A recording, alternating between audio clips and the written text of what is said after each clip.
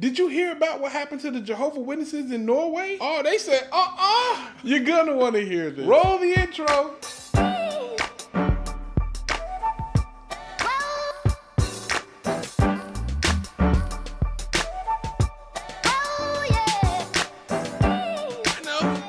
I'll play that again. Hey, what's poppin'? It's your boy Jay the Comedian. How you doing today? How am I doing? I feel spectacular. Yes, this is the ExJw video. You know what to do. Anytime you see an ExJw video, you hit the like button and you leave a comment to help the YouTube algorithm show it to as many people as possible. And if you're new to the channel, subscribe. Ooh, your forehead smells amazing. Now look at here. I don't think anybody has ever complimented the way your forehead smells, but you just got one today. And if you want to thank me for this amazing and rare compliment, you can thank me by subscribing. And if you already subscribed, just say thanks, Jay, in the comments. Anyway, let's get to this video. So Norway is sick of the Jehovah Witnesses and they human right violating crap.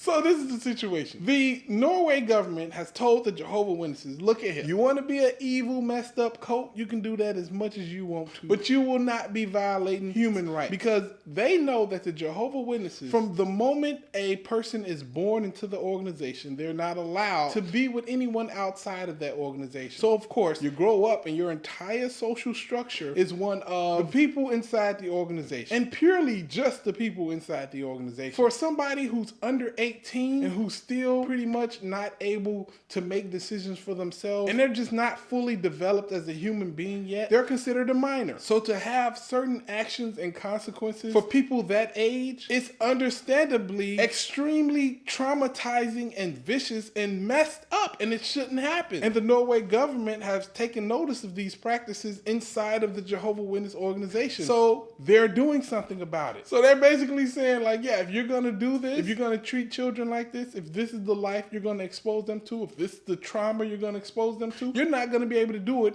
and still be considered a non-profit organization and still get the same rights and tax breaks that other religions get that aren't doing those type of horrible, tragic things. I mean, like, yeah, they're saying basically, you want to be a religion, go ahead, you can be a religion, you can have your own little stupid funny rules, but you're not going to do things that hurt kids, basically. Making a kid or allowing a kid, a 12-year-old, to make a lifelong decision and then holding them to that decision while they're still children. Like, just think about if a 16-year-old commits a gross sin, they will be excommunicated. And that is especially at the age of 16, where you're still developing emotionally, physically, mentally.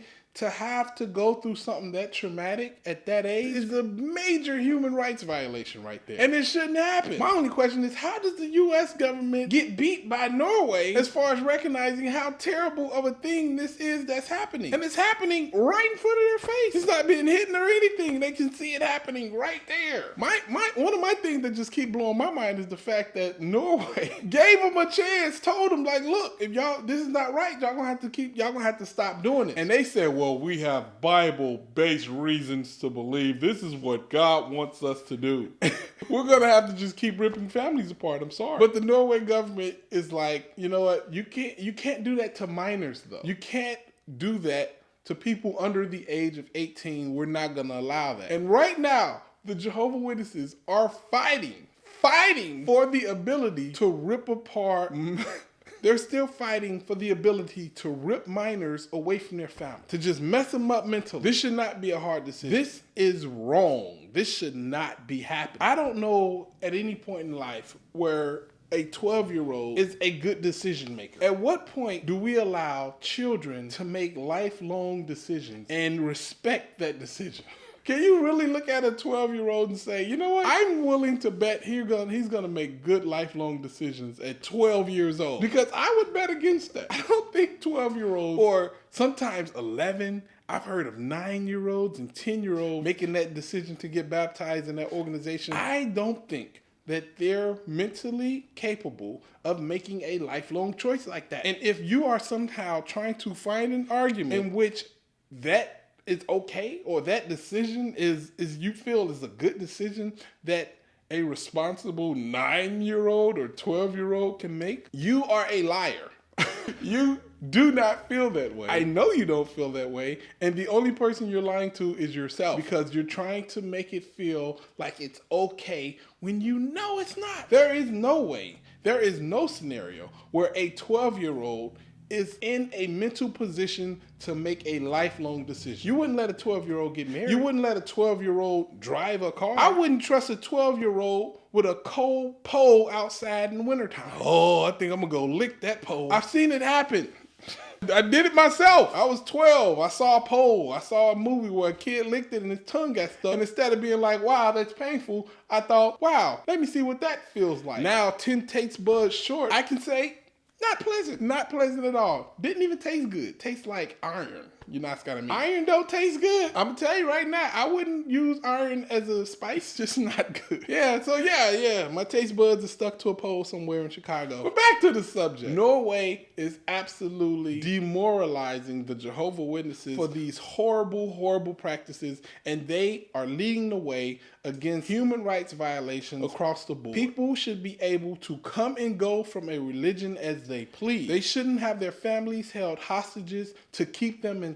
There shouldn't be anybody who's physically in and mentally out. Once you decide that something is not for you, you should be able to freely leave with your social structure still intact. The friends and family you've had your entire life should still be there after you decide to leave. The scriptures they pick and choose, and they cherry pick this and they cherry pick from here, and they wrap it all together and say this is why you should be able to cast your family aside and break up social structures of people when you've already shrunk the ability to have a large amount of people in your life, because coming up, you can only associate with Jehovah Witnesses. One of the biggest reasons that Jehovah Witnesses do not want you to talk to ex-Jehovah Witnesses is because the clarity in which we can point out how easily discernible it is that what they do is completely wrong. If you do not allow a child to hang out with other children purely based on your religious beliefs because they're not in the same religion or they're not on their way to join the same religion that you're in, you can't have nothing to do with them. And you continue this all the way up until the point they're now an adult and their entire structure is based on people inside of the organization. And at any given moment, if they make a mistake or if they decide this isn't what they want in life, they could lose it all. That's something that can easily point out to obviously being wrong. If there's anything inside of that organization that keeps you in other than your love for the organization or your love for God, then that thing needs to be removed. If I tell somebody, I'll pay you $1 every day to say that you love me, can I then say, hey, that person loved me? Or do they just love getting $1 every day? The only way you confirm that that person actually loves you is if you stop giving them money. And if they still say, hey, I still love you, then yeah, that's real love. But if you are forcing people to stay inside the organization because there's a penalty for leaving, then you cannot say that people inside the organization are in it because they love the organization or they love God. They love not being penalized. They love their family. They love their friends and social structure. That's what they love. And a lot of them just don't want to lose that. Now, I imagine there are some people in there because they genuinely feel like they love the organization or they love Jehovah. Like, I get that. I can see that. So why are they so desperate as to keep the people who don't? I personally know several people, and it's not even several, it's a lot of people who are inside that organization, not because they want to, it's because they don't want to lose their family and friends. That's a hostage situation. That's not a religion. That's a tax-exempt, religious-based human rights violation. It's disrespectful to even call it a cult. It's disrespectful to the other cults. That's why the Norway government have rejected them and has casted them out. Now, if you want to run your little goofy religion, you're going to have to pay for it. And that sparks joy in me.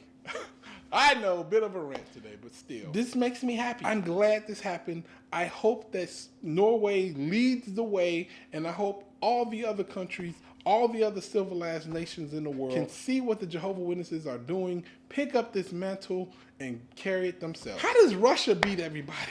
I need them gone out of every civilized nation on the planet, because this is not how you treat people. If you say your people are free, and if you say you enforce your constitution, and that people have the right and the freedom to choose how they move in or out of a religion without threats of losing their family or having like a hostage situation, then I can't take your Constitution serious. Anyway, it's your boy Jay the Comedian. I hope y'all having a great day. I'm having a great day. Holla at your guala. Deuces.